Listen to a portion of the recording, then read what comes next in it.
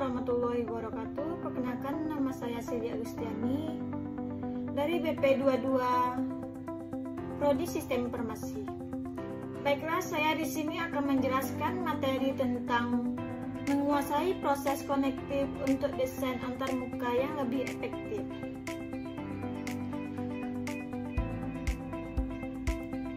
Baiklah, di sini kita akan memasuki poin yang pertama, yaitu proses konektif. Proses konektif terbagi menjadi dua bagian. Yang pertama yaitu atensi atau perhatian.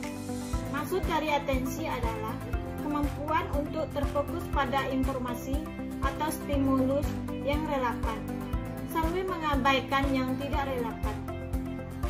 Yang kedua yaitu pembelajaran. Maksud dari pembelajaran adalah proses memperoleh pengetahuan, keterampilan, dan pemahaman baru. Dalam konteks UI, pembelajaran pengguna terkait dengan kemampuan mereka untuk memahami dan menguasai penggunaan sistem. Selanjutnya kita akan memasuki poin yang kedua, yaitu penyelesaian masalah dalam UI. Maksudnya yaitu dalam proses mengidentifikasi dan mengatasi kesulitan atau tantangan yang dihadapi pengguna saat berinteraksi dengan sistem.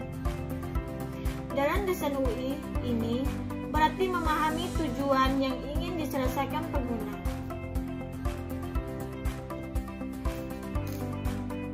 Poin yang ketiga yaitu desain UI yang mendukung kognisi pengguna. Desain UI yang mendukung kognisi pengguna terbagi menjadi beberapa elemen. Yang pertama yaitu tata letak yang intuitif. Maksud dari tata letak yang intuitif adalah pengelompokan elemen UI secara logis berdasarkan fungsi atau kategori. Dan yang kedua yaitu navigasi yang jelas. Maksud dari navigasi yang jelas yaitu struktur navigasi yang sederhana dan hierarkis, dan penggunaan label dan ikon yang jelas dan intuitif.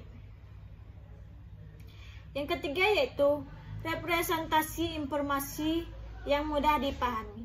Maksud dari representasi informasi yang mudah dipahami adalah penggunaan bahasa yang sederhana, jelas, dan sesuai dengan target pengguna.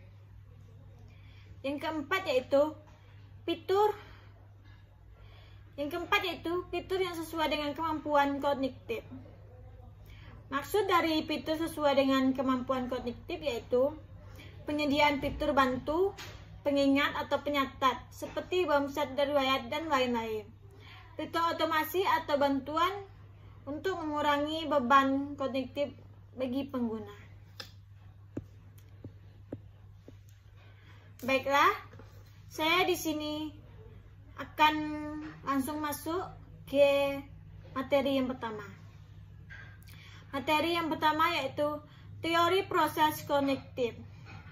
Maksud dari teori proses konektif yaitu bidang studi yang berfokus pada bagaimana manusia berpikir, belajar, dan memproses informasi. Teori proses konektif terbagi dari beberapa elemen.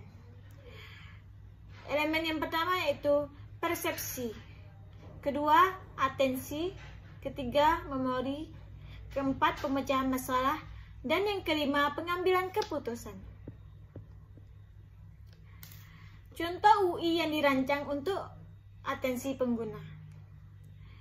Contoh UI contohnya yaitu smartphone. Smartphone adalah contoh yang sangat baik tentang bagaimana desain UI dapat digunakan untuk menarik dan mempertahankan perhatian pengguna. Namun, penting untuk menyadari potensi dampak dan negatif dari desain yang terlalu fokus pada atensi. Sebagai pengguna, kita perlu bijak dalam menggunakan smartphone dan mengatur waktu pengguna agar tidak terganggu oleh notifikasi dan fitur-fitur lainnya. Baiklah, kita akan masuk ke materi yang ketiga. Strategi untuk meningkatkan pembelajaran bagi pengguna. Strategi untuk meningkatkan pembayaran pengguna terbagi dari beberapa bagian. Yang pertama yaitu analisis data dan umpan balik. Maksud dari analisis data dan umpan balik yaitu gunakan data, analitik, dan umpan balik rutin untuk memahami kebutuhan pengguna. Yang kedua yaitu personalisasi pembelajaran. Maksud dari personalisasi pembelajaran yaitu kembangkan kurikulum adaptif dan rekomendasi konten sesuai dengan gaya belajar individu. Dan yang terakhir, interaktivitas tinggi. Maksud dari interaktivitas tinggi yaitu implementasikan simulasi dan kuis interaktif untuk meningkatkan keterlibatan. Baiklah, hanya itu yang dapat saya sampaikan. Kurang dan lebihnya saya mohon maaf. Assalamualaikum warahmatullahi wabarakatuh.